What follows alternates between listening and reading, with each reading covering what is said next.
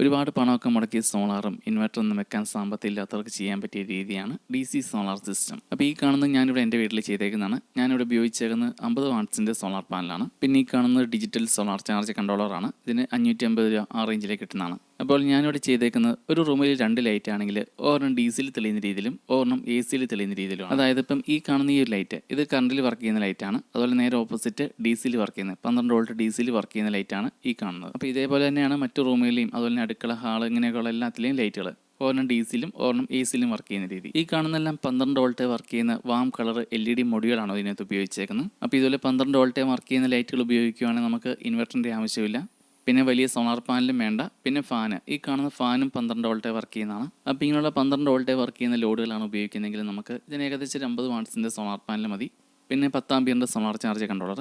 പിന്നെ ഇതിനായിട്ട് പുതിയ ബാറ്ററി വേണമെന്നില്ല, പഴയ കാർ ബാറ്ററി ഉപയോഗിക്കാം. അപ്പോൾ ഈ രീതിയിൽ ഞാനിവിടെ 3.5 വർഷമായിട്ട് ഉപയോഗിക്കുന്നതാണ്. ഇതുമായിട്ടും കുഴപ്പങ്ങളൊന്നുമില്ല. അപ്പോൾ ഞാനിവിടെ ചെയ്ത സമയത്ത് നമുക്ക് ഇതിനുള്ള DC ബൾബുകൾ കിട്ടാനായിരുന്നു ബുദ്ധിമുട്ട്. അപ്പോൾ അതിനുള്ള സ്പെയറൊക്കെ ഞാനിങ്ങനെ മേടിച്ച് തന്നെ ഉണ്ടാക്കിയെടുക്കുകയാണ് ചെയ്തത്. അപ്പോൾ ഈ കാണുന്നത് 12 വോൾട്ട് വർക്ക് ചെയ്യുന്ന 9 വാട്ട്സിൻ്റെ LED ചിപ്പാണ്.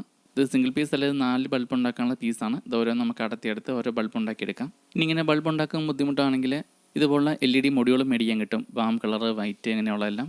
അപ്പോൾ DC സോളാർ സിസ്റ്റത്തെക്കുറിച്ച് അറിയാൻ താല്പര്യമുണ്ടെങ്കിൽ കമൻറ്റ് ചെയ്താൽ മതി. നമ്മളൊരു ഫുൾ ഡീറ്റെയിൽ വീഡിയോ ചെയ്യാം.